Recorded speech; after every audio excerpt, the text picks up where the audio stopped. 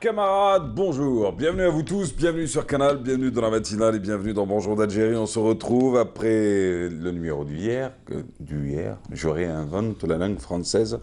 Après le numéro d'hier, on se retrouve aujourd'hui, comme d'habitude, vendredi, samedi et dimanche, avec toute l'équipe. Une émission préparée par Myriam Makak, réalisée par Saïd. On salue toute l'équipe en régie et ce matin, ils vont défiler forcément sur notre plateau. Alors eux, c'est les invités du jour, les invités de ce samedi 2 juin, avec Mohamed Toumi, directeur exécutif de la Fédération algérienne des consommateurs. C'est reparti avec lui. Que se passe-t-il dans nos rues? Non, enfin dans nos rues, ça dépend. Comment on perçoit cette phrase-là? Que se passe-t-il chez nos commerçants? Comment on va le consommateur? Quels sont les dangers de cette année? On avait beaucoup parlé de viande avariée les années précédentes. On avait parlé de vente de pain à même le trottoir. On avait parlé de zlabia pas conforme, pas faite selon des normes d'hygiène. Et bien ce matin, on y revient avec Mohamed Toumi. On va parler de la consommation pendant le mois sacré. On va parler de gaspillage aussi. Rappelez-vous, ces millions de baguettes de pain gaspillées chaque jour durant les années précédentes. Sommes-nous plus responsables dans notre manière de consommer? C'est peut-être la question qui va revenir avec Mohamed Toumi, qui représentera ce matin donc la Fédération algérienne des consommateurs. Il s'appelle Jalil Meraska, rappelez-vous. Il était juste un invité il y a quelques semaines de cela. Depuis, on s'est habitué à ses conseils. Lui, il est dans le conseil. Dans le conseil, la nutrition, le sport aussi. Avec lui, retour aujourd'hui sur pas mal de questions liées à la nutrition et le sport pendant le ramadan. On avait parlé d'ailleurs de sport, d'amincissement, de maigrir, de peut-on maigrir avec le jeûne et grâce au jeûne. Et ben aujourd'hui, retour sur un peu ces mêmes thématiques. Et si d'ailleurs vous-même vous avez envie de poser des questions, n'hésitez pas. Alors il y a lui simplement sur Instagram, sur Facebook également et sur Twitter, tiens pourquoi pas. Mais il y a aussi nous sur pas Instagram en tant que canal, mais plutôt sur Facebook. Alors vous avez la page Bonjour d'Algérie, vous avez sur YouTube aussi. Ou sinon, @Mahrez Rabia un peu partout, Instagram, Twitter et Facebook. Et puis on répondra à toutes vos questions. Si vous avez des problèmes à perdre du poids, bah oui, il y en a beaucoup qui disent je fais du sport, je mange léger et pourtant ça passe pas. Qu'est-ce qui se passe? Comment ça se passe et pourquoi ça bloque? Tout cela, ce sera avec Jalil Meraska. On en parlera en tout cas tout à l'heure. Hakim Keshroud pour les sports. Lui, c'est un enfant de la boîte. Et comme tous les jours, retour également sur les résultats sport de ce week-end. Ça a joué hier. Handball et basketball à l'honneur. Mais pas que. Maya Amrani, elle aussi, elle sera de la partie. Elle va parler de régime alimentaire et la santé. Ah oui, régime alimentaire et santé, en fin de compte, c'est une thématique qui reviendra et qui revient ce matin sur Bonjour d'Algérie. Elle sera avec Linda Oumeya, nutritionniste et spécialisée dans la médecine esthétique.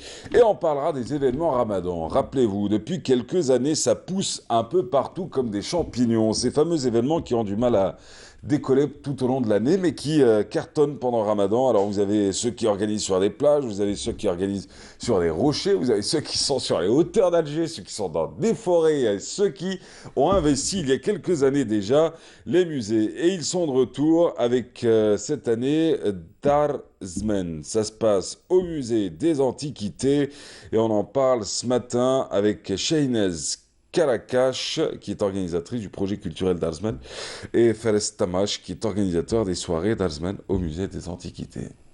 Voilà. L'Antiquité. Alors il y a les Beaux-Arts d'un côté. Je ne sais pas si cette année ils ont fait quelque chose.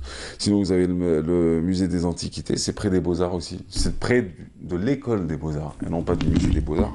Enfin on en parle ce matin, on va revenir un peu sur leur programme culturel et sur l'affluence durant ce mois sacré. Bienvenue chez vous, n'hésitez pas à nous écrire. Mahrez sera bien un peu partout, mais sans plus tarder, qu'est-ce qu'on fait? Ah bah on se tape un peu de météo. Bah oui, le ciel et ses caprices.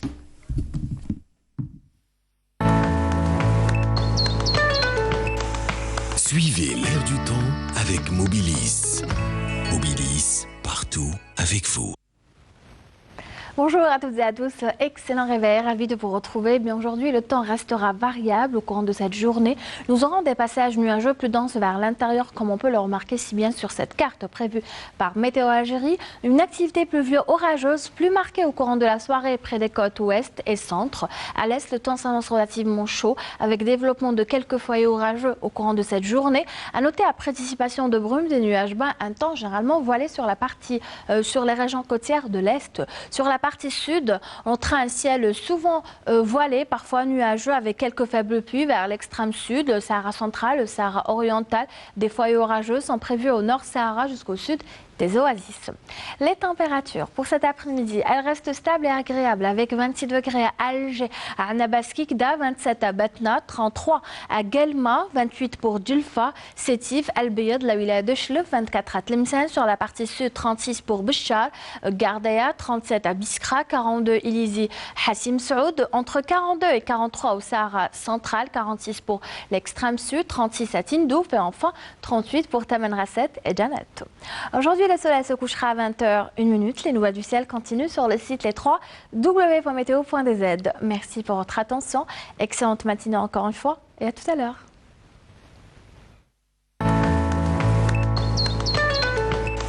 Vous avez suivi l'air du temps avec Mobilis. Mobilis, partout avec vous. Eh oui.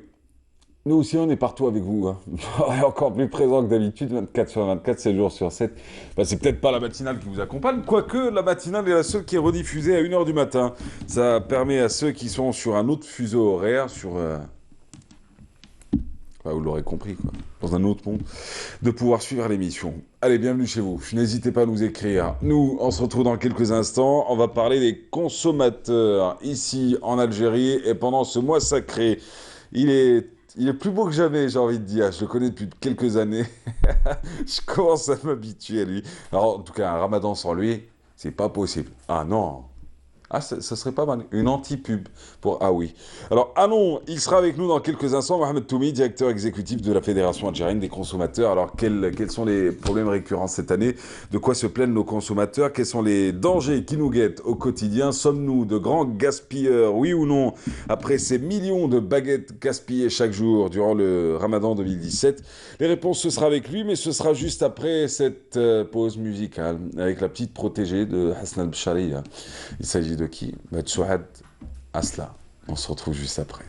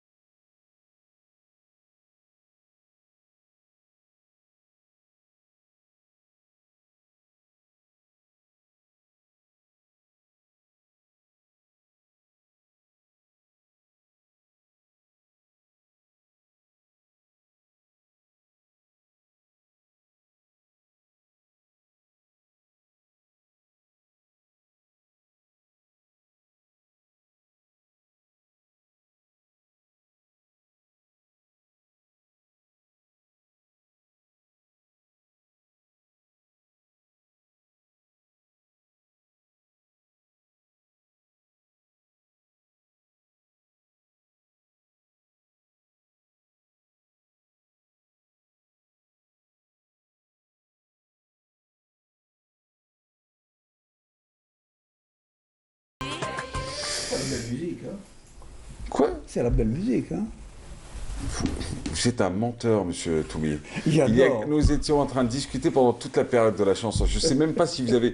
Vous avez entendu un peu la musique Ah en oui, fond? c'était oui, Ah, vous l'avez entendu. Ah, je pensais que vous étiez concentré. Donc du coup, quand on vous parle, vous êtes concentré sur ce qu'il y a autour et pas sur la personne qui vous parle. je me suis concentré avec Mahrez. J'adore. Allez, balade. Ce que me dit ma femme, moi, à chaque fois. Ouais, dis, je sais que tu es en train de brosser. Mais en même temps, ça marche. Hein. Un club d'agneau, ça passe toujours. Vrai ou faux? Ouais, c'est vrai, c'est vrai. En plus de ça, quoi que l'on dise... On dit qu'en arabe, c'est ça. Voilà. Quoi que l'on dise, même si on pense que la personne en face est psychorigide, si vous le souhaitez, si je peux me permettre. Non, mais même un petit mot gentil, ça change toujours la personne. Ouais. Et ça peut toujours faire sa journée. Allez, bienvenue, Mohamed Toumi. Alors, vous êtes directeur exécutif de la Fédération algérienne des consommateurs. Nous sommes en plein mois sacré. On va parler forcément de gaspillage, pain notamment, mais pas que. D'abord, juste pour revenir sur les derniers mois, quels ont été... statistiquement, les plus grosses plaintes enregistrées, elles concernaient quel secteur? Par les consommateurs, parce qu'on rappelle que vous êtes pour la protection des consommateurs, et votre mission, c'est la protection des consommateurs. Nous protégeons également les opérateurs économiques. Hein. Oui, bon. Les opérateurs sont des... Le consommateur est plus faible, j'ai envie de vous dire. Bon, les dernières années, les plaintes, c'était beaucoup plus l'automobile. Et comme il n'y a pas de grandes ventes ces derniers temps, il y a moins de plaintes. D'accord. Et du coup? Des plaintes... Oui, celles qui reviennent le plus souvent. C'est l'électricité, de l'eau. Ah ouais, ouais. C'est quoi? C'est les surfacturations, les trafics de factures? Pas de trafic, surfacturation. Surfacturation. Ouais. C'est les plaintes que nous enregistrons ces derniers temps. Même nos consommateurs nous appellent d'Oran et d'Alger. Ouais. D'accord. Pour vous dire que je n'étais même pas présent et les factures n'arrêtent pas d'augmenter. Et des coupures, ils démontent carrément les gens de l'Ouest. Hein, je parle de l'Ouest. Ils leur ont démonté le compteur sans mise en demeure. C'est ça. Sans les prévenir. C'est fou. Hein. Ouais. Passer un mois de Ramadan sans eau, c'est difficile. Sans électricité non plus. Oui. C'est juste pas viable. Et pas d'Internet. L'électricité, c'est tout. Internet, j'ai envie de vous dire, entre nous, Internet, même quand vous l'avez, et quelquefois, c'est à se poser des questions. Pourquoi elle est... C'est une question de problème de débit. Juste ouais, c'est ça. Vous avez l'impression d'avoir un filet d'eau au robinet. Nous avons relancé à plusieurs reprises les pouvoirs publics, le secteur sur Internet. Sur Internet, sur le débit, oui. Ouais. Mais sans aucune suite. Ah oui. Sans aucune suite. Il y a même une web-série qui est née, alors je ne pourrais pas vous donner le nom exact, qui a été coproduite, soutenue en tout cas, par une agence qui s'appelle All In, donc qui est sur Internet. Ils l'ont appelé Algérie des télécoms ou un truc comme ça. Enfin, il y a eu un petit jeu de mots, et puis ils en ont fait une série pour parler du service après-vente et du service maintenance. C'est quelque chose bon, elle est drôle à voir. Elle est vraiment drôle, la série.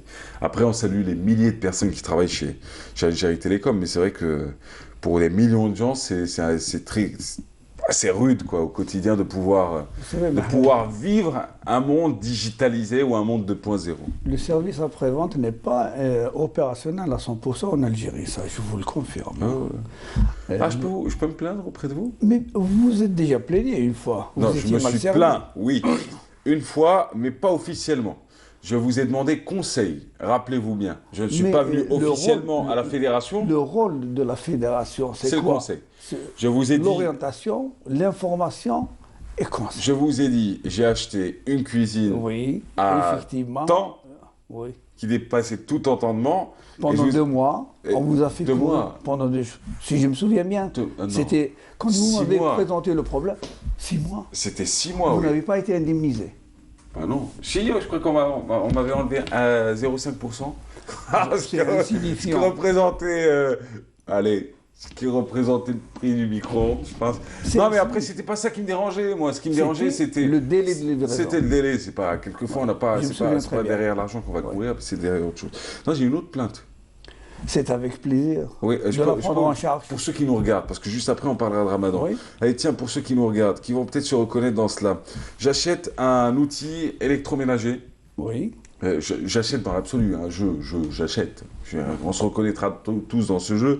Alors j'achète un un outil électroménager, un blender, tiens, par exemple, Oui. pour faire des cocktails, des jus et ce qui va avec, à un prix qui a été accepté, donc du coup... 9 000, 10 000 dinars, 5 000, je crois. Non, 30 000. 30 000. À 30 000 dinars, quelque chose d'assez solide et Oui. tout. Au bout de 2 jours, une pièce commence à sentir le caoutchouc brûlé. Je décide de revenir à la boutique en leur disant que ça ne broie plus, ça ne fait plus de jus, que ça tourne dans le vide. Et on vous refuse le remboursement. Quand vous avez acheté votre produit, la première question que je vous pose, Facturé. Avec une facture, Exact.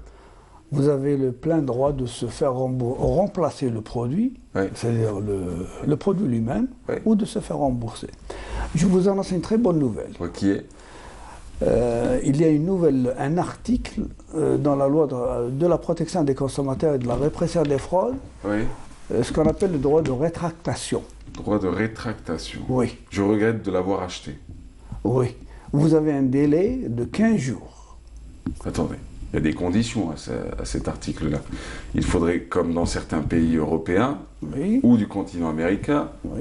un peu moins chez les Asiatiques, il faudrait que vous ayez respecté un certain nombre de points. Ne pas l'avoir utilisé, ne pas l'avoir endommagé, ne pas avoir consommé le produit. Il y a ces trucs-là Non. qu'il ne faut pas oublier. À ce moment-là, Non, demain, je ça- m'achète un ça- costume, Oui, je sors, j'assiste au mariage de mon Ouais. meilleur ami, et lequel 2 jours d'entre eux, après, et après, quelques jours après, je reviens et je dis non, je veux le changer. Et je regrette de l'avoir acheté. même en France, les gens l'ont fait. Est-ce que vous venez de dire c'est mais- malhonnête mais de leur je part? sais pas. Oui. Oui, mais je veux dire, c'est pas cela, quoi. Il y a des règles, non?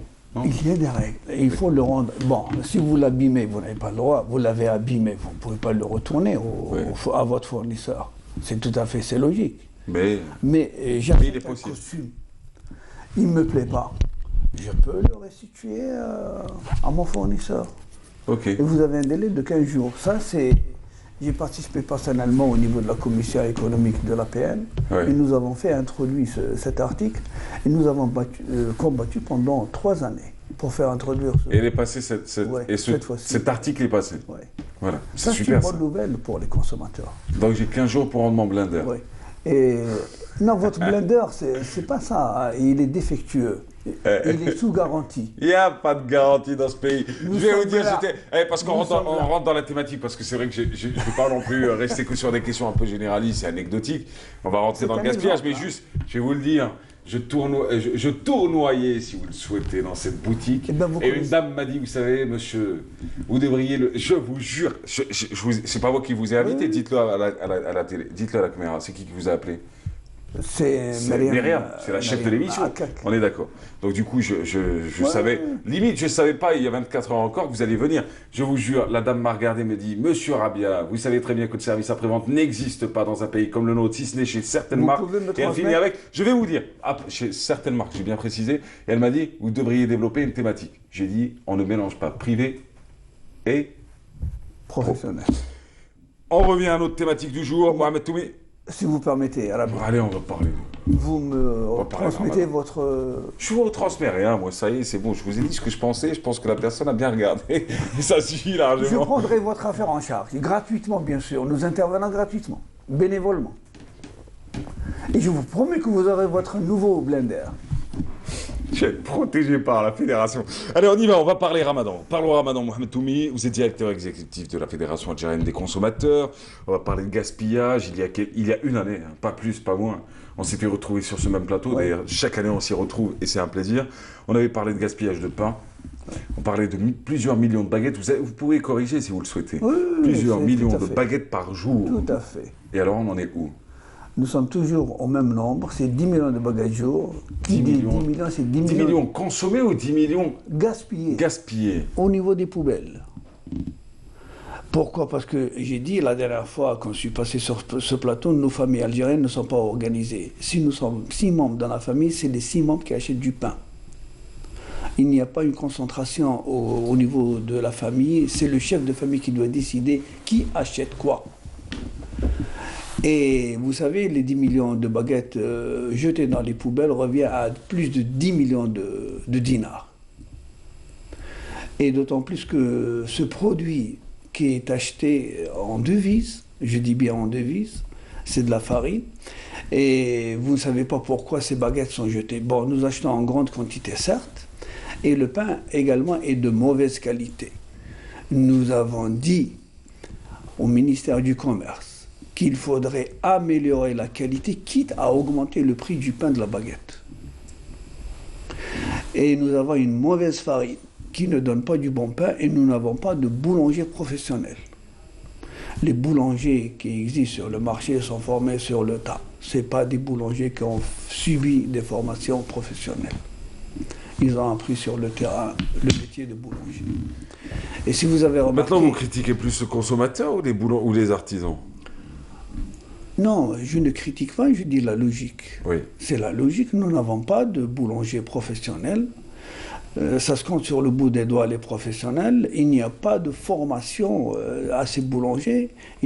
Depuis qu'il est né, il est boulanger, il n'a subi aucune autre formation.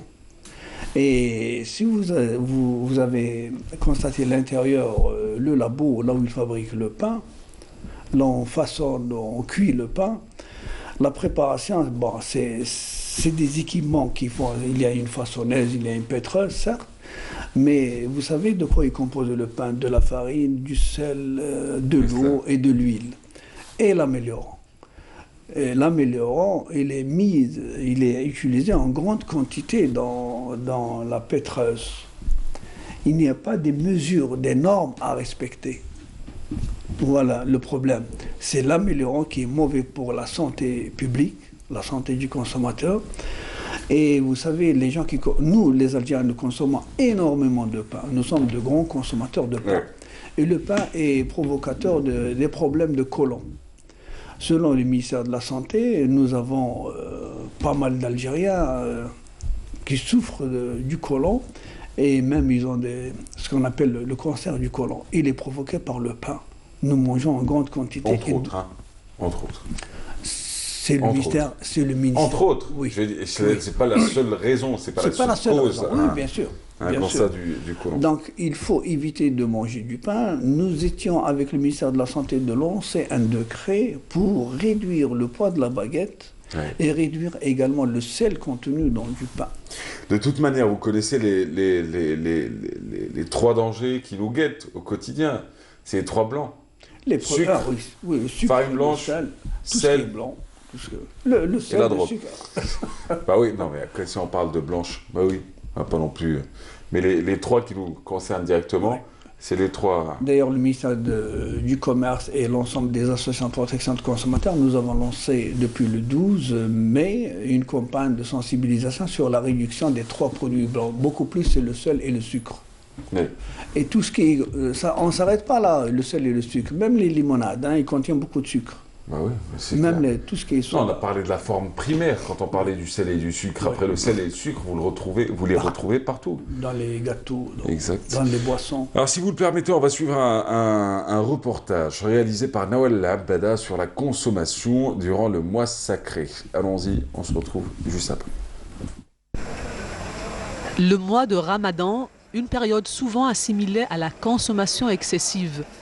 Les marchés sont pris d'assaut. Afin de bien garnir la table, l'on ne compte plus. Les porte-monnaies s'ouvrent, les petites bourses souffrent et le budget explose. Un peu plus que d'habitude, certainement. Ça, c'est certain. Parce qu'on a des envies, évidemment. Quand on est jeune, on a peut-être des fois envie de manger des trucs qu'on n'a pas l'habitude de manger. Et puis quand on a des enfants aussi. Les gens attendent ce mois avec impatience et là, le budget est vraiment trop mal géré parce qu'on se fie aux tentations et on se retrouve par la suite à bout de souffle, quoi. Mais je trouve qu'il y a extravagance.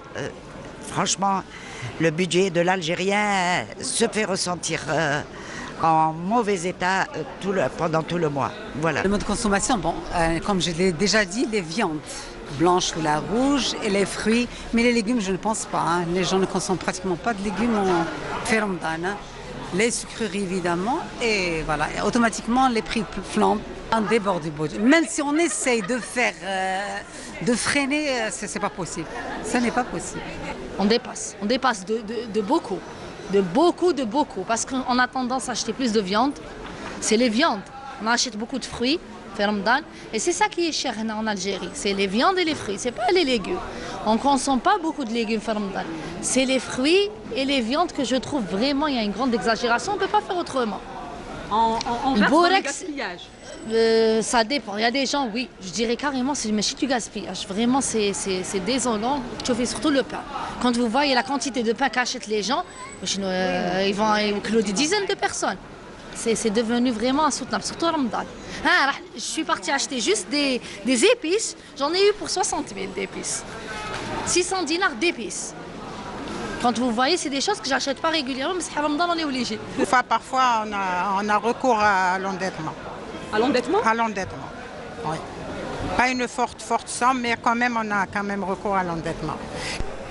Fort heureusement, tout le monde ne cède pas à la tentation, car cela existe, bien que rare, des personnes qui, au contraire, trouvent en ce mois de Ramadan l'occasion de diminuer leurs dépenses. Pour le mois de Ramadan, rien ne change. Au contraire, c'est là où je fais mon bénéfice. Parce que je ne fais aucune exception. Ni je fais de l'excès, ni je fais chercher de la viande, ni je fais chercher quoi que ce soit. Je mange une fois par jour. C'est zéro dépense. Je ne consacre aucun budget spécial pour le Ramadan. Le Ramadan, c'est pour jeûner, alors je ne consacre aucune somme spécialement pour l'alimentation. Je consomme le plus normalement du monde. Arriver à se maîtriser, voilà un idéal que l'on gagnerait à atteindre. L'impact ne saurait être que positif, que ce soit sur le plan santé, budget et même régulation du marché. Voilà, Nawal Abada dans ce reportage sur la consommation, sur ce micro-trottoir en réalité, sur la consommation pendant ce mois sacré. Alors, Mohamed Toumi, qui profite de qui? Sommes-nous les esclaves de nos propres envies ou sommes-nous plutôt les victimes de commerçants véreux? Nous sommes victimes. La question, elle est claire. Hein. Nous sommes victimes et le consommateur est responsable de lui-même. Il est responsable de ses actes. C'est-à-dire? Il doit acheter dont il en a besoin. Nous avons toujours conseillé aux consommateurs de faire les approvisionnements les matinées et non pas les après-midi. Parce que les après-midi, on est vraiment tenté d'acheter tout ce qu'on voit. C'est ça. Et vous préconisez le matin? Non, c'est d'après une étude qui a été faite Et vous préconisez les résultats de cette étude? Oui. Le consommateur lui-même n'est pas discipliné dans ses achats, dans ses approches. Il est indiscipliné. Tout à fait, Thierry. Donc, nous avons une part de responsabilité. Et c'est nous qui provoquons cette hausse des prix. Nous achetons à outrance. Il n'y a pas uniquement le gaspillage sur le pain. Nous avons le lait. C'est des produits qui sont invisibles. Le lait, les limonades, jus et les légumes. La chorba qui est préparée, elle est jetée dans les éviers de cuisine. Ouais. Elle n'est pas visible à l'extérieur. Le pain, il est visible. C'est ça.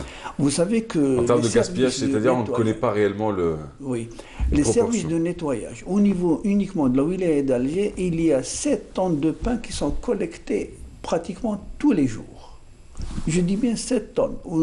La wilaya d'Alger uniquement. 7 tonnes de pain. 7 tonnes de pain jour. Oui. Collectés par les services de nettoyage des déchets ménagers. Oui. Donc nous comptons lancer lors de l'université d'été qui va se tenir le mois d'août, fin août, à Tlemcen. Oui. La thématique que nous avons retenue, c'est la gestion économique des budgets des ménages. D'accord. C'est la thématique qui a été retenue lors de cette université d'été. Donc, le rendez-vous est pris. Hein. Mais voilà. elle est ouverte à qui, cette université d'été? C'est porte ouverte à tous les consommateurs. D'accord. Et beaucoup plus les associations de protection de consommateurs. Elles sont nombreuses, ces associations? Elles sont nombreuses, oui. Ouais. La fédération compte à son actif 37 associations réparties à travers le territoire national. Ouais. Je dis bien de Ilizi, Tamanarasset, Béchar, Le Roi. Et on rentre vers le nord tout doucement. Oui. Voilà. Pratiquement dans chaque wilaya, il y a une association de protection des consommateurs. Voilà. Pour les jus et les limonades, juste pour vous répondre... Il y a 11 millions de production de litres, 11 millions de litres produites par les producteurs de boissons.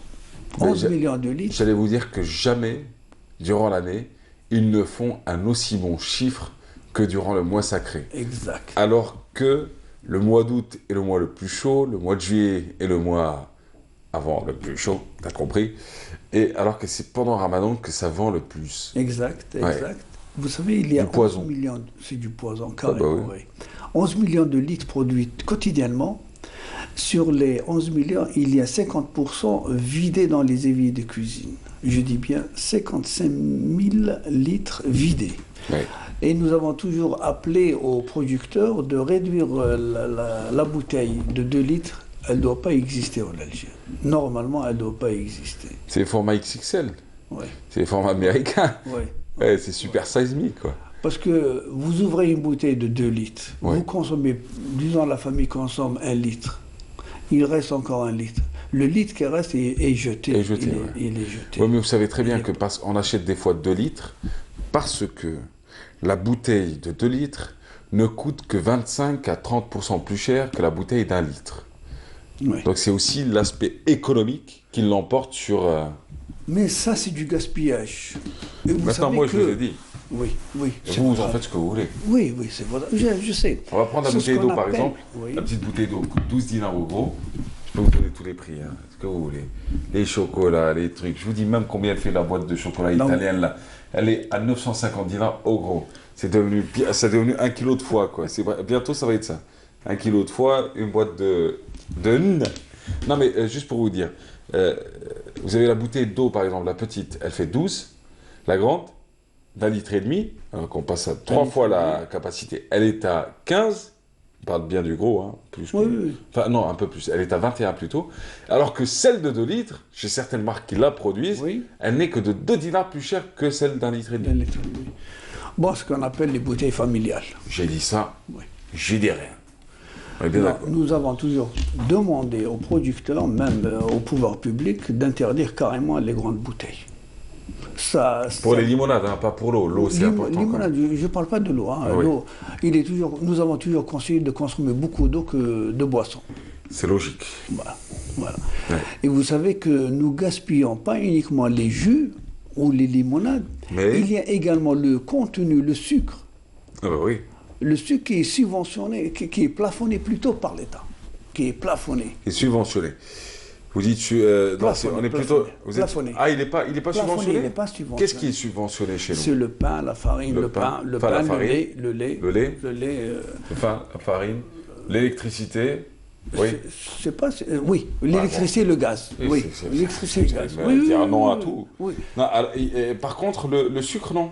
Le sucre, il est je Non, dis mais plafonné. c'était quoi toutes les interventions des opérateurs économiques, des pouvoirs publics qui disaient il y a quelques mois de cela, nous allons lutter contre ceux qui utilisent le sucre qui est subventionné par l'État au profit de la population pour en faire des yaourts, des limonades, des gâteaux et à des prix normaux. Non, c'est Parce- le lait qui est subventionné et avec lequel on On fabrique... parlait du sucre, non, je sais, le lait, oui. Il y a eu grand débat dessus, on est d'accord.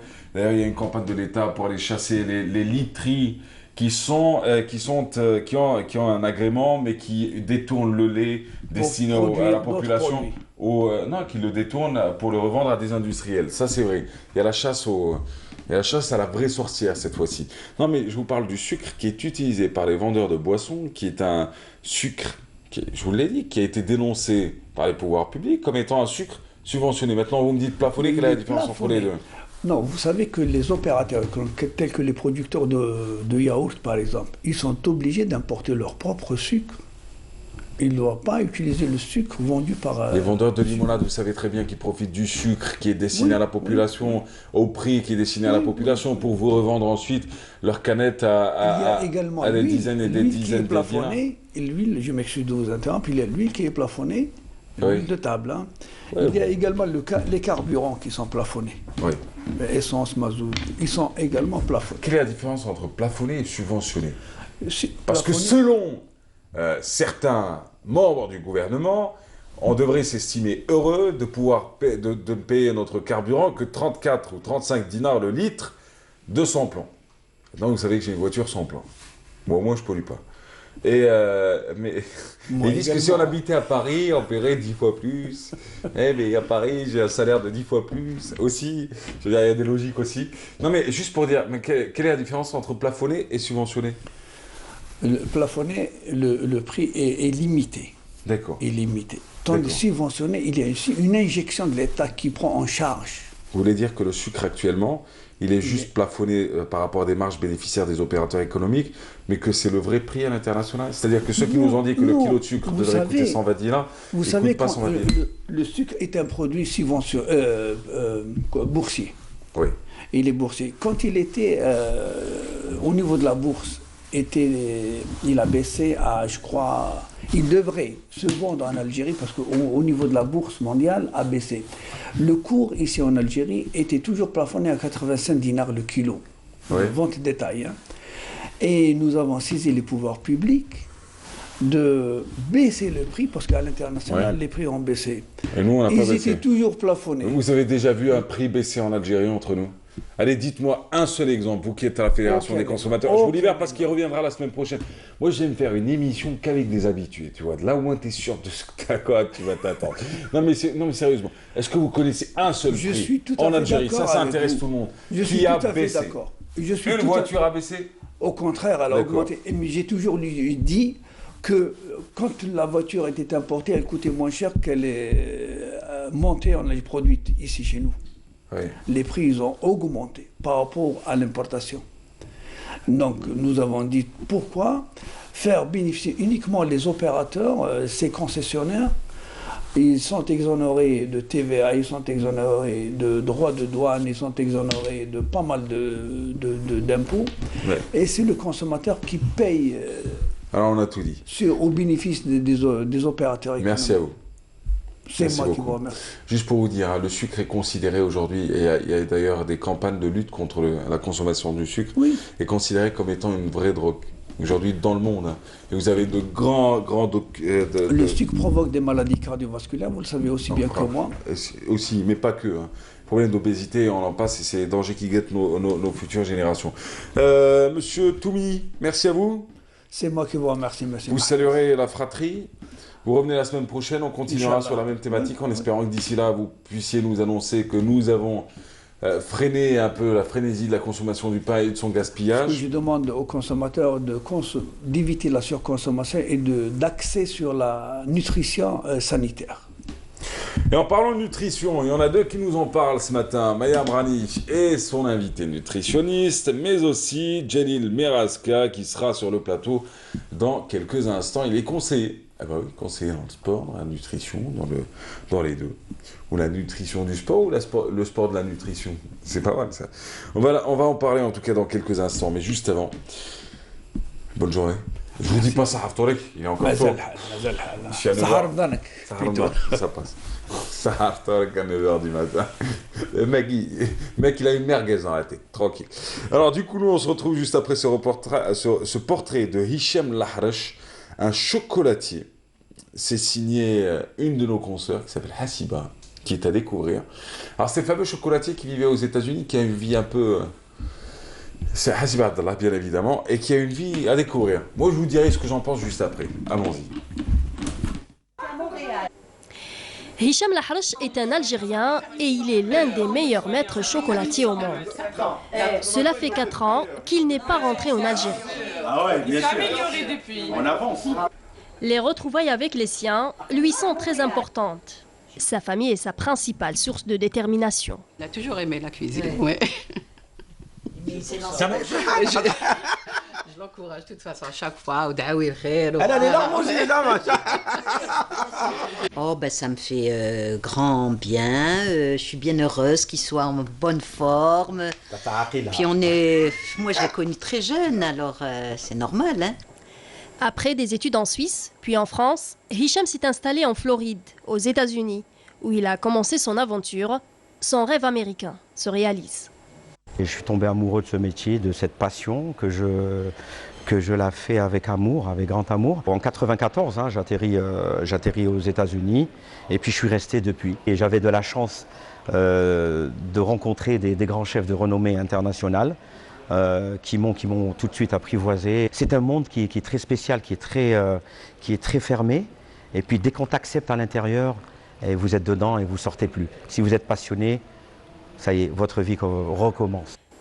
Notre maître chocolatier a même réussi à décrocher plusieurs importants contrats, notamment avec la Maison Blanche et Walt Disney World. Des exploits qui témoignent de la qualité de son travail. Un jour, je reçois un coup de fil encore et voilà, je réponds et c'est l'une des plus grandes organisations de la chocolaterie, de tout ce qui est dans le monde de la confiserie et qui m'annonce une nouvelle. Il me dit vous êtes l'un des top 10 chocolatiers en Amérique du Nord. Le jour où je dirais peut-être que j'ai réalisé mes rêves, c'est le jour où j'aurai un criollo chocolatier au Made in Algeria qui se vend dans les galeries Lafayette et dans toutes les boutiques de luxe. Voilà, ça c'est mon rêve. Comme premier pas, il a organisé une soirée dégustation de ses créations, des chocolats qui ont eu un succès auprès de ses invités. Ça donne envie. Voilà, aux Galeries Lafayette, il s'est cantonné à la France. Vous avez plus que la France aujourd'hui. Vous avez Dubaï, vous avez l'Allemagne, vous avez l'Italie, vous avez l'Espagne, vous avez tous les nouveaux grands pays qui accueillent des millions de gens et qui représentent le luxe que ne fait plus la France aujourd'hui. En tout cas, on lui souhaite beaucoup de bonnes choses, beaucoup de réussite. Il avait fait effectivement sa séance de dégustation, mais personne n'a compris parce que la marque n'existe toujours pas en Algérie.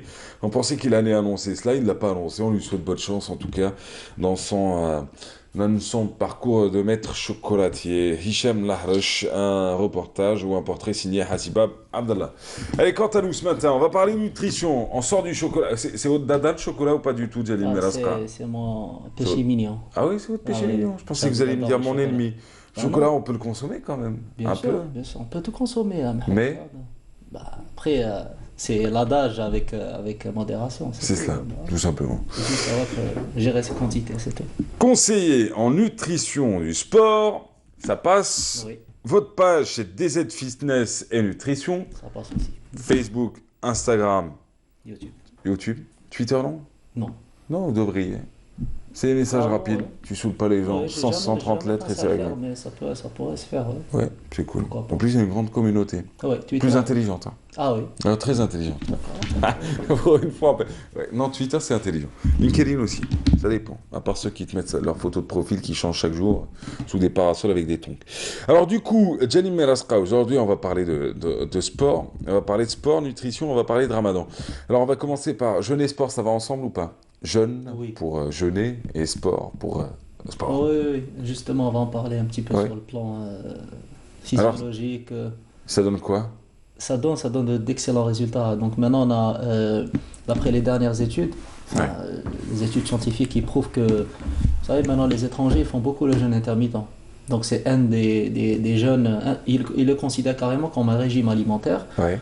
Donc on appelle ça du intermittent fasting. Et on l'utilise beaucoup pour la performance dans le sport maintenant. Et c'est avéré que ça donne énormément de... Mais ça consiste en quoi exactement? Ça consiste tout simplement à jeûner entre les repas, c'est-à-dire laisser au moins 6 heures entre un repas et un autre. Au moins 6 heures, voilà. Avec zéro consommation au milieu? Rien. Si ce n'est de l'eau? Même de l'eau. Même l'eau, non? Oui, parce qu'en fait, il y a les deux types de jeûne. Enfin, il y a le jeûne court et le jeûne long. Bien sûr, le jeûne court, c'est le jeûne intermittent. Le jeûne long, c'est un peu le jeûne du ramadan. Parce que toutes les études qui ont été faites sur le jeûne long, c'est le ramadan. Il y a le jeûne à l'eau et il y a le jeûne sec. Donc le jeûne à l'eau, ils le font généralement pour des processus de détox seulement. Donc c'est vraiment limité comme indication. D'accord. Et c'est généralement des indications de naturopathes c'est des mini-stages qu'on fait en France ou là. Mais le jeûne sec, il s'est avéré qu'il est beaucoup plus puissant. En termes de régénération, de beaucoup de résultats, il donne de meilleurs résultats que le jeûne à l'eau. On dit que le jeûne, il faut une journée de jeûne sec ou 3 journées de jeûne à l'eau, par exemple. Ah oui. Voilà. Parce qu'en fait, il y a beaucoup de perturbations quand on induit on inclut la prise à l'eau. Ouais. D'accord. Il y a d'ailleurs le pionnier du jeûne sec, c'est un russe, il s'appelle Dr Filanov, c'est lui qui a fait toutes ses recherches sur le jeûne sec. Et lui, il était sur des durées de jeûne de 6 heures, c'est ça? Non, en fait c'était le jeûne long. Ah, le jeûne long. C'est le jeûne long, on appelle ça le 16-8, c'est-à-dire c'est jeûner pendant 16 heures et manger dans la fenêtre de 8 heures, donc c'est le jeûne du ramadan finalement. Hein. C'est ça. Oui, c'est exactement la même chose que nous. Énormément d'études, je peux vous dire que Moi, j'en ai trouvé dernièrement, récemment, parce que moi, je me documente en anglais, donc il y a beaucoup d'études. Peu d'études sur PubMed, sur les revues scientifiques publiques, parce que, bon, on sait très bien que pour médiatiser le jeûne, vous voyez, c'est pas de bénéfice pour mettre en avant le jeûne, puisque on va dire, c'est le seul mode alimentaire où vous n'avez pas aucune dépense. Donc, il faut un petit peu... Voilà, donc c'est pour ça qu'il n'y a pas autant d'études. Aucune dépense, aucune dépense Non, par rapport aux finances. Ah d'accord, oui. Ouais, je parlais d'un point de vue budgétaire, où donc le jeûne, c'est accessible à tout le monde. C'est cela. Ouais, donc c'est pas de l'acupuncture à 3000 dinars la séance, c'est pas... Ça, c'est l'opposé. C'est pas la personne qui vous reçoit qui vous dit « T'as maigri cette semaine, c'est très bien, continue. » C'est ça. Et c'est pas tout l'appareillage qui existe aussi. Enfin bon, mais après, il faut tout pour faire un monde. Hein. Nous ne sommes ni contre les uns ni contre les autres. Quelquefois, c'est juste un soutien psychologique que l'on paie avec de l'argent en pensant qu'on est en train de perdre grâce à cela. Mais au fin de compte, c'était les conseils, les conseils et l'encouragement qui permettaient cela. Alors, vous parlez de ce jeûne donc aujourd'hui qui est préconisé par les grands préparateurs, par les grands sportifs, par les grands techniciens, par les grands chercheurs. Alors parlons-en un peu jeûne, mais pour quel type de rupture du jeûne? Maintenant, on va parler de monsieur et madame tout le monde qui voudraient, vous qui êtes conseiller en nutrition du sport, pour monsieur et madame tout le monde qui voudraient sculpter un peu son corps, avoir un corps un peu moins ridicule. D'accord. Un peu se sentir bien dans sa peau, parce que vous l'avez dit la dernière fois, l'impact du poids sur l'humeur, sur le cerveau, c'est quelque chose qui va ensemble d'ailleurs. Alors, mais comment doit-on rompre le jeûne selon vous? Alors, il faut savoir... De manière healthy. De manière saine, exactement. Et c'est très important, c'est une question très très importante parce que on parle souvent des bienfaits du jeûne, on connaît tous maintenant les bienfaits du jeûne, mais on parle très rarement de comment rompre le jeûne ou de comment gérer les quantités pendant le ramadan. On a parlé un petit peu, j'ai entendu un petit peu le passage de Dr Tomi avant le passage, donc il y a beaucoup de gaspillage pendant le mois de ramadan, c'est un petit peu dans ce sens. Hein. Il faut juste savoir comment gérer, comment rompre le jeûne par exemple, c'est quand on connaît bien le processus de détox par exemple dans le corps humain pendant toute une journée. Si on rompt le jeûne avec des graisses trans par exemple ou des sucres qui sont raffinés par exemple, là on va complètement stopper ce processus et annuler carrément les bienfaits qu'on a. Ouais, carrément. Parce qu'en fait, je vous explique une chose. Pour les gens qui veulent perdre du poids, là, on est précis. Hein, les gens qui veulent améliorer leur santé et perdre un maximum de graisse. Donc, on est précis. Donc c'est la perte de gras. Donc la meilleure manière de faire, c'est de jeûner. Parce que je vous explique, c'est lié avec une hormone qui s'appelle l'insuline. Et l'insuline, c'est une hormone de stockage. D'accord? Donc si on provoque par justement la prise alimentaire, manger chaque 2 heures ou 3 heures, là, en temps normal, hein, vous allez à chaque fois provoquer donc cette stimulation d'insuline et vous allez à chaque fois stocker. Donc au lieu que le corps puise son énergie dans les graisses, à chaque fois il va puiser dans le sucre. Et ce qui fait qu'on ne perd jamais du poids, donc finalement. Donc c'est ne pas provoquer cette stimulation d'insuline qui fait qu'on sera obligé de puiser dans le tissu adipeux, dans le gras. Donc finalement c'est la meilleure manière de perdre du poids d'une manière générale, c'est-à-dire on parle du public. Et par contre, voilà justement, et c'est là la question, et si on jeûne toute la journée, c'est bien, c'est une très bonne chose. Après rompre avec donc des choses qui ne devraient pas être, par exemple boire beaucoup d'eau, c'est une très grande erreur de boire par exemple, je ne sais pas, 500 ml ou 1 litre en rompant le jeûne. On va créer beaucoup d'œdème au niveau des cellules et on va se sentir pas bien, ballonné et tout. Donc déjà, c'est pas une bonne chose, voilà. Parce qu'on a tendance à boire généralement quand on rompt le jeûne, c'est ce qui se passe. Donc par contre, rompre avec un sucre qui est plus ou moins doux, comme des sucres de fruits, là, c'est excellent. Il y a même certains qui font ça avec des fruits exotiques et tout. Je parle à l'étranger, mais en Algérie, c'est connu, c'est les dattes, c'est des fruits. Et puis, on peut rompre avec du petit lait ou du raïb, ça passe, mais avec des petites quantités. Il faut y aller toujours avec vraiment des petites quantités parce que c'est dommage de se priver de tous ces bienfaits fabuleux du jeûne. Hein, voilà. Donc rompre avec des petites quantités d'eau, un peu d'eau. Et après donc manger selon bien sûr ses objectifs aussi, hein, parce que bon, si on est dans l'alimentation du sportif, c'est spécifique. Si on parle de tout le monde, donc il faut juste savoir gérer ses quantités et ne pas manger jusqu'à se sentir...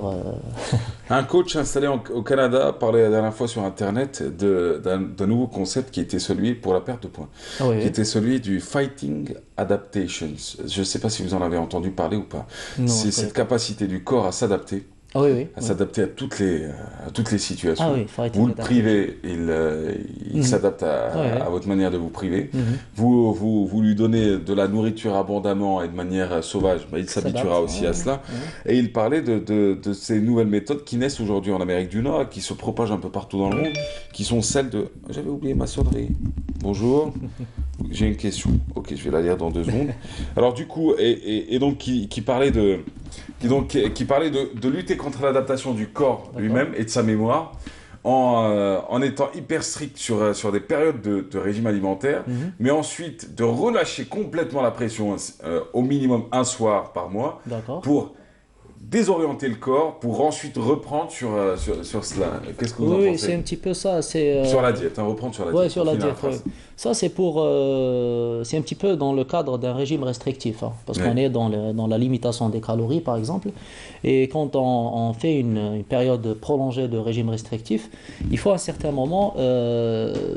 entre guillemets tricher, on appelle ça, donc c'est tricher, c'est-à-dire d'apporter donc des aliments qu'on aime bien ou comme moi, ça mon péché mignon c'est le chocolat par exemple, donc je me fais plaisir, mais une fois par mois je trouve ça un petit peu c'est lent, hein, comme moi je dirais ponctuellement. De manière plus... après moi j'ai survolé son intervention. Ah d'accord, très bien. J'ai survolé un live Facebook où il répondait à certaines questions. D'accord. Après je suis pas rentré dans les détails, en plus c'est en anglais. Donc, du coup, mais la langue française est une langue morte. Pourtant, on la parle et on en a fait une chaîne de télévision, mais c'est un peu comme le latin. Bientôt, on publiera même plus avec, pour vous dire.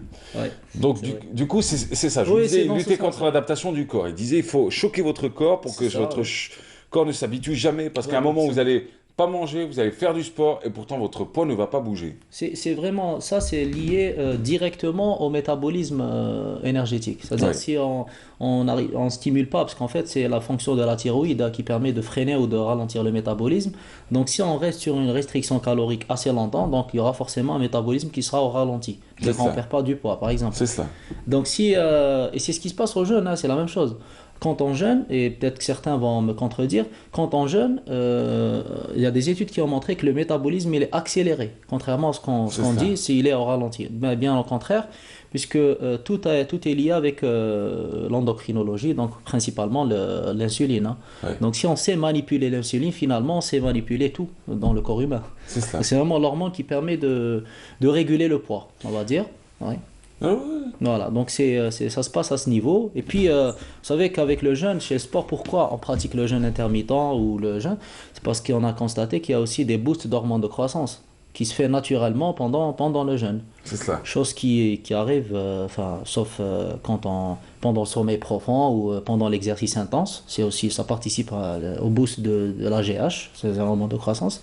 Et jeûner participe aussi à booster l'hormone de croissance d'une manière spectaculaire parfois, jusqu'à 400 ou 500% je pense chez l'être humain. Donc c'est un petit peu de tous ces paramètres de... On jeûne tous de la même manière, mais sa rupture est faite différemment. Ceux qui le font sauvagement, ceux qui le font de manière saine. Ça fait toute la différence. Et ça fait toute la différence, vous l'avez bien dit. Quelles sont les questions qui reviennent le plus souvent pour vous en tant que conseiller en nutrition du sport? Généralement, nutrition du sport. Oui, généralement, c'est la première question qu'on a posée, comment rompre le jeûne. C'est est-ce qu'il faut fractionner ses repas ou plutôt un seul repas? Alors, suffit. vous en pensez quoi? Moi, je dirais ça dépend encore une fois de l'objectif. C'est-à-dire si la personne elle est dans un cadre de maintien de la masse musculaire ou de perte de gras, donc elle peut garder selon ses habitudes. Bien sûr, on ne peut pas forcer la personne à manger 3 repas pendant Ramadan, ça peut ne pas se faire. Mais si la personne se sent très bien avec un seul repas, pourquoi pas? Si elle atteint le total calorique qui est moyen, donc son besoin journalier, donc s'il est atteint, avec entre 1200 et 2000 litres. Voilà, 1200. Si elle arrive à le faire, bon, c'est bon. Hein. Mais sinon, si la personne, son besoin est un peu plus important, donc l'idéal c'est de fractionner, parce qu'on n'oublie pas qu'il y a aussi l'aspect digestif. Hein. Donc en un seul repas, il y a une explosion aussi Moi, je préconise de fractionner, c'est mieux, d'avoir au moins 2 à 3 repas. Moi, j'arrive à faire 3 repas, donc après, ça dépend. Vous faites 3 repas? Oui, oui. Enfin, quand je dis repas, ça ne veut pas dire que je vais m'attabler à minuit. Mais manger, vous êtes vraiment dans une sage-femme, donc spécialisée questions de la santé, qui était notre invitée il y a une semaine, qui est notre chroniqueuse, disait absolument la même chose. Il fallait recréer petit déjeuner, déjeuner et dîner sur une période sur la période de la rupture du jeûne. Donc commencer léger, aller faire un peu plus et puis finir avec un repas et puis aller dormir, quoi. Exactement. Moi, je considère le ftar comme le petit déjeuner. Le soir, c'est une petite collation. Donc, bon, après, les quantités diminuent, c'est normal. Oui, les quantités diminuent forcément. Donc, après, soir, c'est un repas aussi qui est très important pour démarrer la journée. Donc, oui, moi, 3 repas, je pense que c'est bon. On peut bien gérer. Hein, un bon repas sain, c'est bien aussi. Il faut qu'on soit d'accord. Un bon repas sain, c'est bien aussi. Oui, bien sûr, un bon repas sain. Hein, encore une fois, surtout l'abondance des fruits et légumes. Moi, je ne vois pas d'ailleurs pourquoi les Algériens consomment beaucoup de pain. C'est vrai que c'est une habitude, mais après, si on voit vraiment... entre parenthèses, je vais dire que le bain, c'est ça. Après, c'est pour ça qu'il y a ce gaspillage. Hein. Aussi. Donc, voilà, pour profiter du jeûne, il faut au contraire restreindre un petit peu ses prises pendant le mois pour bénéficier des bienfaits. Hein. Merci à vous. À la semaine prochaine. Oui, la semaine prochaine. On se revoit. D'ici là, DZ Fitness et Nutrition, Facebook, YouTube et Instagram. Oui. J'ai rien oublié. D'accord. À bientôt, Djellil Melasra. Pardon? On a oublié. C'est la formation que je vais organiser. Ah oui, alors formation, fini avec. C'est une première en Algérie, c'est vrai. Ah oui. C'est une première en Algérie. Vous allez organiser une formation qui va se dérouler au mois de juillet prochain. Alors dites-nous, thématique? C'est nutrition du sport. Nutrition du sport. Ça sera nutrition du sport. C'est une première. On n'a jamais fait une formation sur la nutrition du sportif. Ça va être 2 journées pleines où on va parler de la nutrition du sportif, comment il doit s'alimenter selon ses objectifs, avec des stratégies et tout. Et ça sera donc une formation et workshop en même temps. Hein. Donc il y aura des ateliers où on va faire beaucoup d'exercices, puisque l'aspect pratique c'est ce qui compte hein, donc, finalement. Donc la théorie, on connaît tous comment maintenant, mais passer comment faire les choses, comment calculer les macronutriments, donc comment aborder un sujet, comment faire un programme alimentaire, c'est ce qu'on va justement revoir avec tout ça, et les compléments alimentaires. On va parler des régimes tendances, beaucoup d'idées reçues. Et voilà, ça sera au mois de juillet, Inch'Allah. On sait où? Ça va être à Alger Centre, dans une école de formation. Et donc, il y aura... Enfin, c'est pas tout le monde qui est le bienvenu. Hein, donc, c'est pas ouvert à tout le monde. Hein, voilà. C'est vraiment ciblé comme... vous savez quoi? La semaine prochaine, on continuera, si vous le permettez. On va se voir souvent en même temps. Merci, Djellil Melasra. DZ Fitness et Nutrition, Instagram, YouTube, Facebook. N'hésitez pas à le contacter, à poser toutes les questions, même les plus folles. En même temps, c'est avec les questions les plus que l'on pense bêtes qui en réalité peuvent changer les choses dans la vie de chacun. Allez, nous, on se retrouve dans quelques instants. Elle s'appelle Shahinez Karakash et lui il s'appelle Fares Temash. Eux ont lancé leur projet Darzmen. C'est un événement qui se déroule dans un musée. Il y en a eu avant, il y a le leur aujourd'hui, il y en aura d'autres après. Mais nous, ce qui nous intéresse, c'est celui qui se déroule au musée des Antiquités. Et ce sera dans quelques instants, juste après les soirées ramadanesques avec Darzmen au musée des Antiquités, signé Friel Hamdi. Allons-y. Bienvenue au plus ancien musée d'Algérie et d'Afrique, le musée public national des antiquités. Le contenu historique et archéologique qui témoigne de la richesse de la terre d'Algérie se joint à la créativité de ces jeunes qui ont créé une animation nocturne baptisée Darzmen, un concept initié par l'agence Phoenix Agency. Déjà, c'est le plus ancien musée d'Afrique, le musée public national des antiquités. Et donc, avec toute sa bâtisse, on dirait qu'on est dans une maison et on se réfère au temps, donc Darzmen. Il y a aussi le jeu de mots, art, avec le D''ART, car le concept, c'est la promotion de l'art et la promotion du musée des antiquités. Nous sommes dans la promotion de l'art, d'artistes amateurs en général, et dans la promotion du musée, de la culture. Donc nous organisons des soirées tout au long du mois de Ramadan au niveau du musée des Antiquités et des Arts Islamiques, ici même, en face de l'école des Beaux-Arts à Tilimli, tous les soirs à partir de 22h. Donc au programme, vous avez des expositions d'artistes amateurs, la visite bien entendu du musée de ces deux pavillons, celui des arts islamiques et celui des antiquités, des spectacles musicaux, ainsi qu'une tombola organisée chaque soir. Donc marhaba bikoum et sahaftorkom.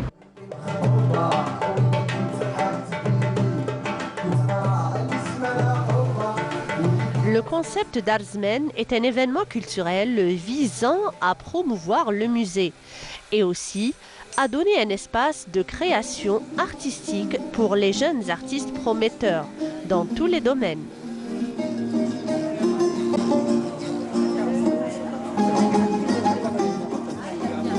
Le groupe des jeunes, qu'on a des étudiants, on a révélé par la chanson Tamsaouda Moulat l'Ibiza en 2013. En 2013, on a eu un buzz, on a un album خرجناه en 2016.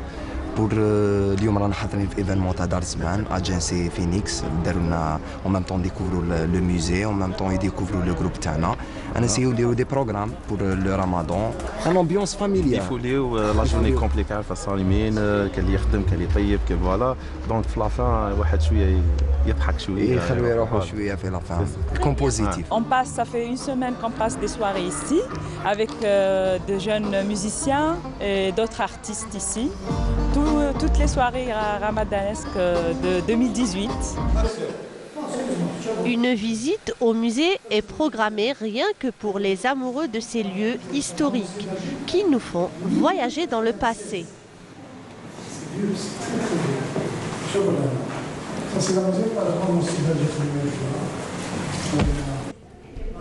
Pourquoi j'ai ramené les enfants? Bon, il est un peu tard, je voulais qu'ils profitent un peu de choses, d'écouter un peu ce genre de musique un peu moderne, un peu du classique moderne et tout. C'est un groupe qui est sympathique, qui fait de la chanson un peu comique des fois.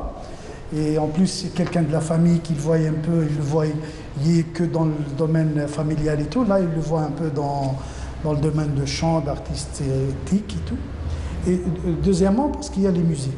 C'est pour ça que je voulais que les enfants viennent avec nous, aucun musée et tout. L'endroit هذاك musée, الغناء, la fête. قلت لهم oui, vous allez voir. Qui t'a attiré le plus في البلاصة هذه؟ La chanson اللي كانوا يغنوها و les trucs اللي كاين في le musée islamique ou le deuxième musée. Les jeunes ont ajouté leur touche artistique au décor des lieux avec des bougies et un éclairage chaleureux et tamisé viendra apporter une touche d'enchantement. J'ai pas eu l'occasion de visiter beaucoup l'Algérie, je connais que Alger, mais c'est un très très beau pays, j'apprécie venir régulièrement ici. C'est une ambiance assez sympathique, notamment cette soirée organisée ici au musée. C'est très appréciable en période de Ramadan et je suis très heureux d'être ici. Francis Cabrel, je vous aime mon caramel. C'est une ambiance assez sympathique. Voilà, ça fait plaisir de pouvoir participer à, de sortir entre amis, de profiter. Moi, ça fait longtemps que je ne suis pas venu ici. C'est mon primaire. Ouais, c'était mon primaire. Ça fait déjà 15 ans que je ne suis pas venu ici. Ça m'a rappelé quelques souvenirs. Pour vos soirées en famille ou entre amis, un seul endroit qui vous réunira, c'est bien le musée des Antiquités.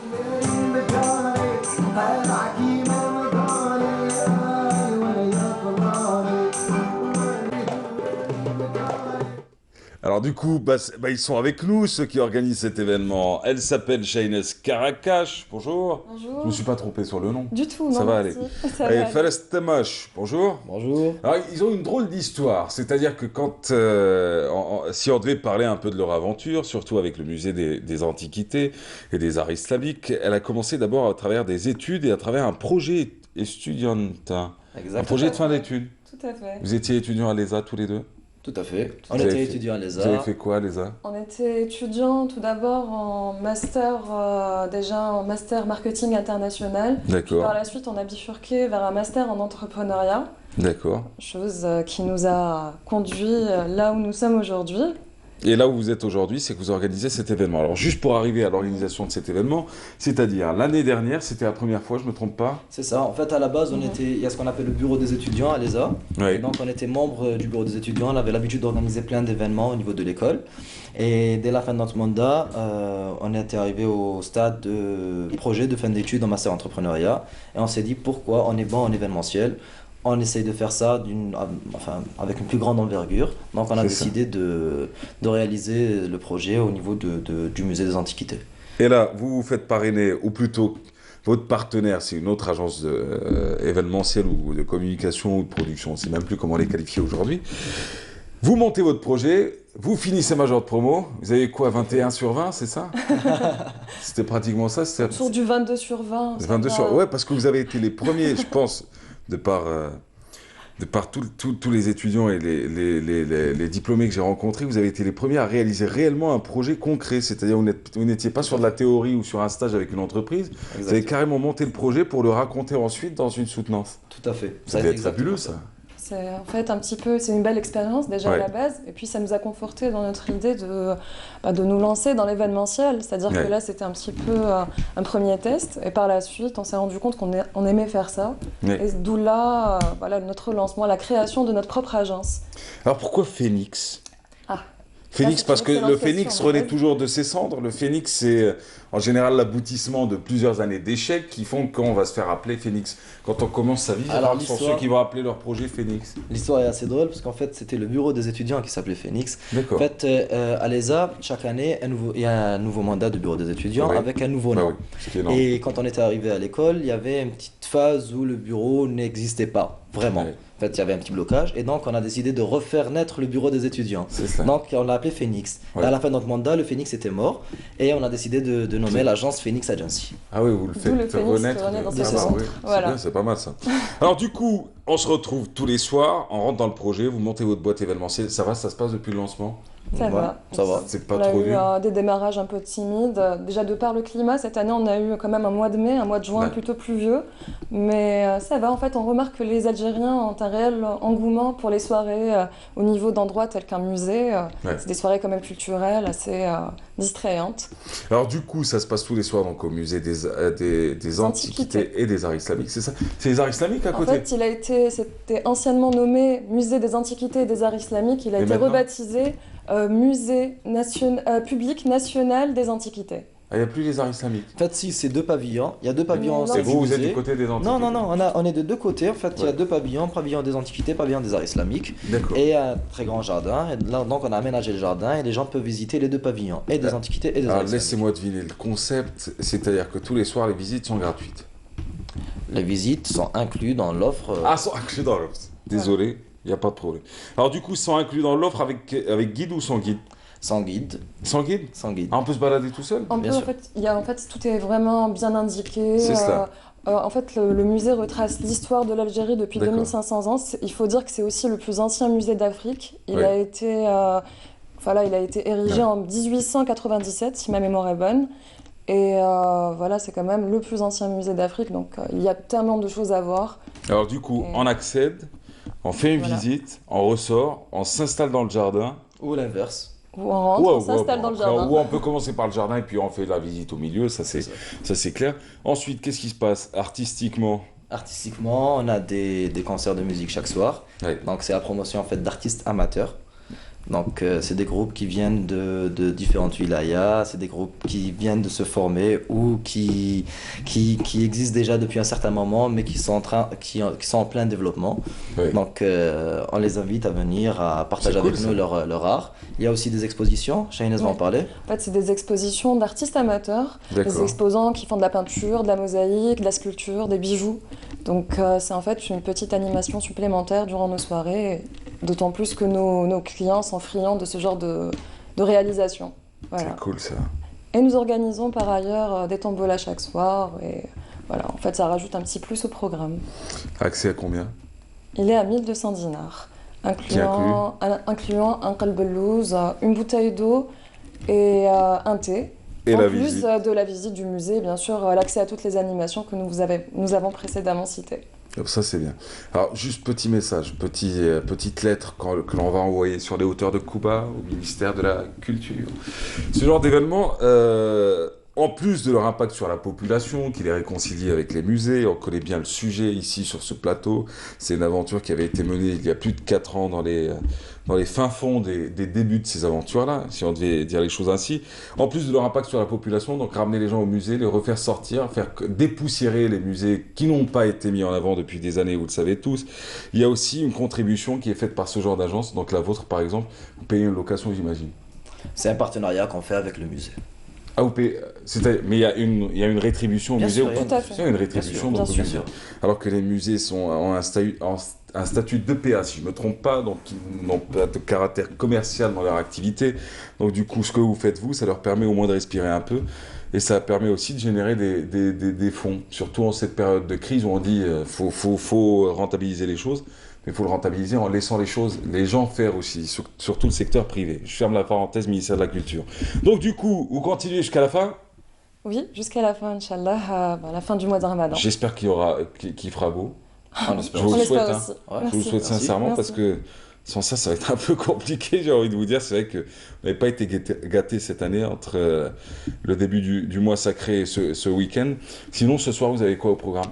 Alors ce soir, s'il pleut pas, on aura un artiste Abdi qui va chanter de la variété. Abdi El Bandi ? Ouais. Eh ben, super. Qui va chanter de la variété un peu algérienne et occidentale. Ouais. Voilà. Et en termes d'expo, la prochaine ? Ça sera l'expo d'une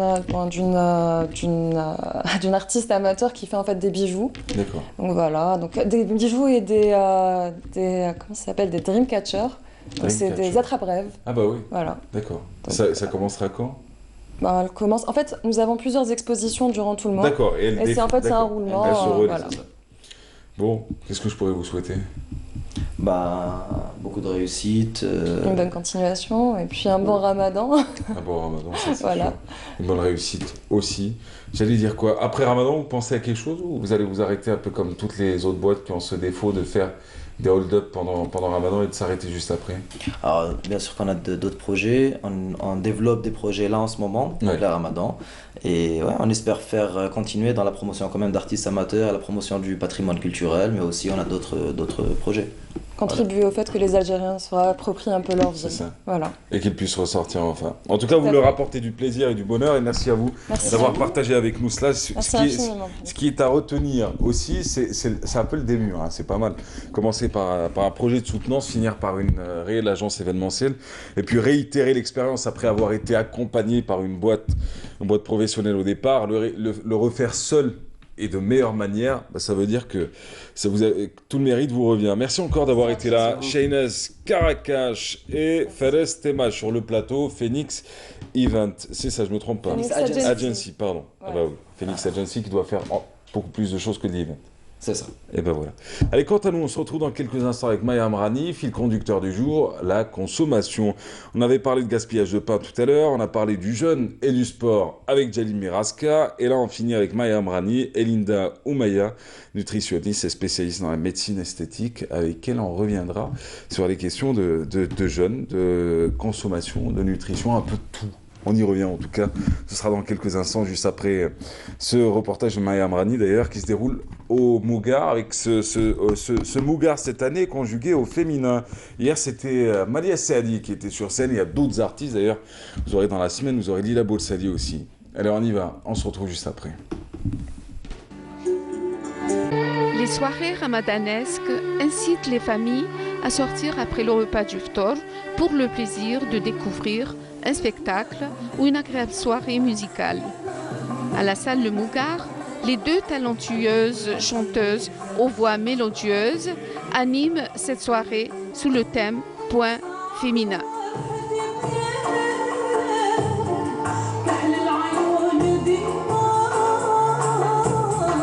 Première partie, ça sera sur le mode Araq. Donc je donnerai quelques titres comme ça, c'est des titres quand même très connus. Il y a Bellerij, El Qalbet Sali, suivi d'un enchaînement Khlaset. Et le deuxième programme, ça sera du Ram Maya, donc il y aura An El Memhoun, El Khila'at Ajibni. Et le dernier programme, ça sera sur sur un rythme de valse, Harq Dana, oui, c'est-à-dire pour terminer la soirée en beauté, en valse, voilà. Ça sera donc Harq Dana et Haramtou Bik Nouassi. Et voilà, donc je donne quelques titres et je laisserai la suite. Je suis programmée prochainement, j'ai une autre date, à Bni Khaldoun, le 6 juin, Inch'Allah. رمضانكم بالصحة والهنا وكل عام وانتم بخير toute l'équipe Canal Algérie. Voilà.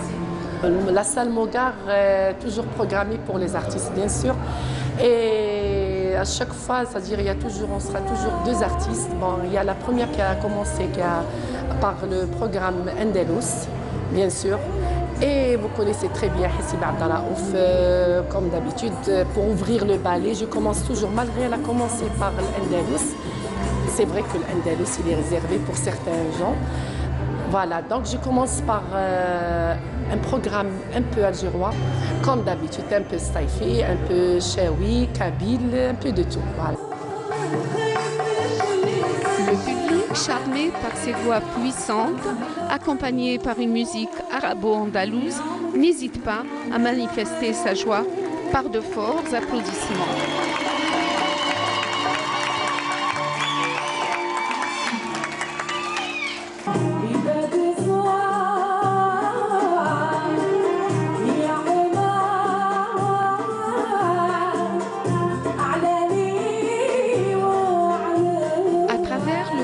De différentes chansons que nous offre Hassiba Ben Abdalraouf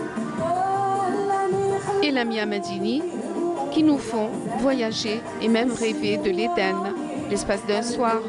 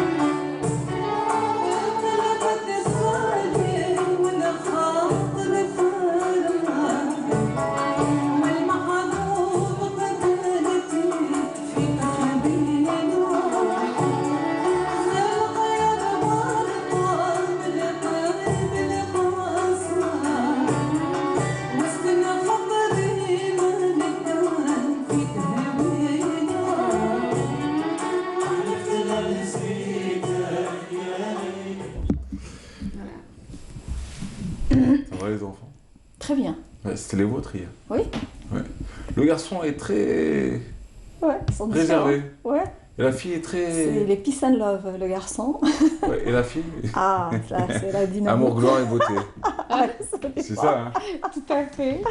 Sans différence, effectivement. Sincèrement, si on était encore en période genre de colonisation et tout, j'aurais peur d'être de au-dessus. C'est lui. C'est qui a pris? C'est lui. C'est... Embarquez-le. Plein d'énergie. J'en veux pas. C'est pas mon frère d'abord. Ils sont beaux. Vous avez de beaux enfants. C'est gentil. Je vous souhaite d'être heureuse en tant que maman. Merci, et que vos enfants sachent toute la chance qu'ils ont d'avoir une mère comme vous. Ah ben merci, c'est gentil. Bienvenue madame. Comment allez-vous? Bonjour Mahrez, ça va? Vos enfants ont grandi. Hein. Oui, moi je suis grand-mère.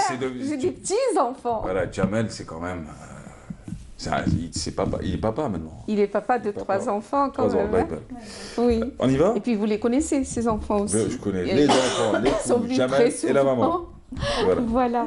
Eh bien oui, bonjour à vous tous. Et aujourd'hui, on va parler prise de poids, surcharge pondérale, obésité avec le docteur Omnia qui est avec nous et qui nous fait le plaisir à chaque fois de venir nous donner des conseils et aussi nous mettre en garde contre ce surpoids qui est une maladie du siècle, absolument, en fait. Absolument.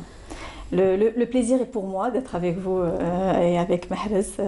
Et donc oui, le surpoids et l'obésité dans des pays développés est considéré comme une maladie chronique. Donc c'est une maladie chronique. Au fait, le surpoids et l'obésité en particulier est le point de départ de toutes les pathologies du corps. Alors, quelles sont les causes, justement? Donc, les causes de ce surpoids, évidemment, d'abord, c'est un déséquilibre alimentaire entre les apports et les sorties. Donc, c'est beaucoup d'apports caloriques et très peu de sorties, donc très peu d'activité physique et de la sédentarité. Donc, ça, c'est la première cause principale de ce surpoids et de cette obésité. Ensuite, il y a d'autres causes en parallèle. Il y a le manque de sommeil, il y a l'hérédité, il y a la sédentarité qui est une des causes principales. Il y a d'autres causes. Il y a aussi les médicaments. Médicamenteuses, les antidépresseurs.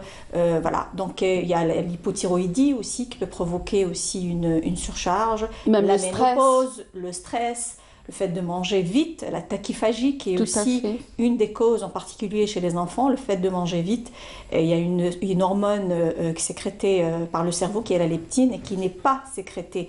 C'est l'hormone de satiété. Donc cette hormone de satiété, si on mange vite, on a une tachyphagie, ce qu'on appelle tachyphagie, cette hormone n'est pas sécrétée et donc on mangera plus qu'une personne qui mange lentement. Et on a constamment faim. Et on a constamment faim, effectivement, parce que cette hormone de satiété n'est pas sécrétée. Donc, beaucoup de causes sont retrouvées par rapport... Il y a aussi l'hérédité. Quand on a des parents obèses, on a plus de chances, presque plus de 50% de chances d'être obèse, d'avoir un enfant obèse, et aussi le rebond adipositaire. Donc, le rebond adipositaire dans l'enfance, c'est-à-dire qu'un enfant qui est en surpoids dans l'enfance, a beaucoup plus de chances. Au fait, les cellules adipeuses sont synthétisées pendant l'enfance jusqu'à l'âge adulte. Donc, on a un capital de cellules adipeuses pendant cette enfance. Et si ce capital est... Je vous donne un exemple de deux frères, par exemple. L'un a été en surpoids dans l'enfance, donc il a eu beaucoup plus de cellules adipeuses que son frère qui a toujours été mince. Et à l'âge adulte, à l'occasion de n'importe quel écart de régime, l'université, donc on mange plus dehors, pour la fille, la puberté, la ménopause, etc. Donc les grossesses, donc c'est des manifestations dans la vie où on peut prendre du poids. Et bien avec le même apport calorique des deux frères, l'un prendra plus de poids que l'autre, parce qu'il a plus de cellules adipeuses que l'autre.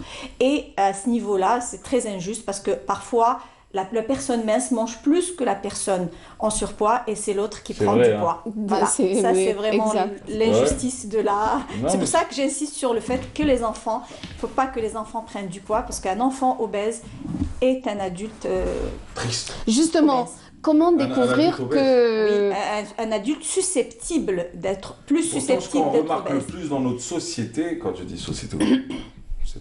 c'est du domaine, donc vous comprenez le langage. Dans notre société, ce qu'on remarque le plus, c'est que vous avez aujourd'hui de plus en plus de personnes qui, une fois dépassé un certain âge, tombent dans l'obésité et le surpoids. Là non aussi, pas qui ont des antécédents de pas obligatoirement. C'est comme l'histoire du marié à qui on dit « Ah, t'as grossi » après le mariage, de la mariée à qui on dit « Ah, t'as grossi ». C'est vrai. Oui, non, mais c'est vrai parce que je veux pas dire que toutes les personnes qui étaient minces dans l'enfance ne deviendront pas en surpoids ou obèses. Ça, c'est pas vrai. Il y a des personnes qui étaient très minces et qui se retrouvent dans l'obésité. Après, un choc émotionnel. Après, je disais, entrer à l'université, donc on mangeait à la maison, on se retrouve à manger dehors, donc on prend du poids. Et après un mariage, c'est un équilibre aussi, le mariage. Donc on mange mieux, on mange plus, on est en face notre... On est dans un état euphorique, absolument. donc on mange, on mange plus et on prend du poids. Oui, la ménopause, c'est hormonal. Alors la ménopause, un problème hormonal. Il y a des patientes qui étaient très très minces, c'est du 38, arrivées à la ménopause, elles commencent à prendre du poids, à prendre des bourrées. En général, c'est le problème de toutes les femmes. Après la ménopause, il y a cette prise de poids inévitable. Mais l'enfant, par exemple, avant 5 ans, il est déjà obèse. Comment on peut découvrir qu'il est obèse? Parce que la plupart du temps, on se dit « Ah, il est en bonne santé, il est beau, il se porte bien. » Le médecin de PMI, le pédiatre, on a des courbes qui montrent qu'à un certain âge de la vie, il faut être à tel poids. Donc, il faut toujours avoir le réflexe l'enfant et de l'emmener chez un pédiatre ou en PMI pour alors des vaccins aussi. Hein. Donc, en principe, c'est systématique. On s'aperçoit. On a une courbe de poids chez les enfants qui nous disent, qui nous alarment. Moi, j'ai fait beaucoup de PMI et je me rappelle, et c'était très important pour moi de prendre le poids de l'enfant et de dire attention, madame, votre enfant est en surpoids, faites attention. Je ne parlerai surtout pas de régime à cet âge-là, mais faites attention à ce que vous lui donnez, aux rations, aux calories, aux farines. Parfois, systématiquement, les mamans leur donnent des farines pendant les goûters. Non, donnez-leur du lait, donnez-leur autre chose que les farines, les biscuits, beaucoup de pain, etc. Donc, il faut gérer ça dès l'enfance. C'est très important. Et nous, culturellement, un enfant dodu est un enfant en bonne santé, il est beau. Et un enfant maigre qui ne mange pas trop bien, ils sont alarmés, il faut qu'il grossisse, on y va doucement, il a tout le temps de grossir. Tout à fait. Alors, comment en Algérie, il est sûr de grossir, il n'y a pas de problème. Comment éviter d'en arriver là, d'arriver à cette surcharge et comment la réduire quand elle y est? Déjà, dans un premier temps, il faut éviter les sucres rapides, hein, chez les enfants en particulier. Donc, éviter d'acheter une bouteille de limonade et dire à votre enfant, non mais vous ne devez pas boire, la limonade, non. Alors qu'il la voit. Ça, c'est les parents qui gèrent ça. Hein. Donc, les sucres rapides, les bonbons, on a besoin de prendre quelques bonbons, c'est des enfants. Mais il faut gérer, tout doit être géré par les parents. Il ne faut pas laisser donner de l'argent de poche aux enfants et ne pas savoir s'ils ont acheté des chips, s'ils ont acheté un sandwich, ils ont acheté des bonbons. C'est pas vrai, ça c'est le rôle des parents. On parlait hier des droits de l'enfant, ça fait partie des droits de l'enfant. C'est aux parents de gérer l'alimentation de leurs enfants. Et des fois, les parents ne sont pas d'accord. Le père dit non mais mon fils il est bien, il n'a pas grossi. C'est la maman qui prend conscience.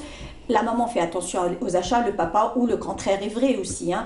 Donc, ramener, acheter des boissons rapides, donc éviter les boissons rapides, éviter trop de pâtes, éviter trop de pain et surtout faire une activité physique à l'enfant et à l'adulte aussi. À l'adulte aussi, éviter la sédentarité, ça c'est très très important. Maintenant, alhamdoulilah, on a plein de salles de sport, on a plein de clubs, etc.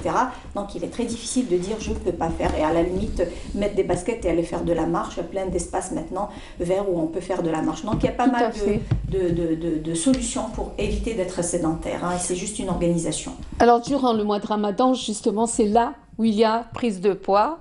Il y a excès, évidemment, de sucre et autres. Oui. Alors, comment faire pour réduire tout cela? Voilà, donc il y a le monsieur qui vient de passer juste avant pour gérer les consommations. Donc, il disait... Vous étiez d'accord avec lui? Oui, j'étais d'accord avec lui par rapport au fait qu'il ne faut pas faire ses courses l'après-midi. Déjà, dans notre formation en tant que nutritionniste, dans l'éducation thérapeutique, il est très important de dire aux patients, ne faites pas vos courses quand vous avez faim. Donc, faites vos courses après le déjeuner, par exemple. Il y a moins de tentations. Quand on a faim, on a beaucoup plus de tentations et on achète beaucoup de choses caloriques et farfelues qui n'ont déjà financièrement et côté nutritionnel n'ont pas d'intérêt parce qu'ils ont des envies. Imaginez le ramadan. Alors, le ramadan, comme disait le monsieur, faites vos courses le matin. C'est plus intéressant que l'après-midi, la consommation.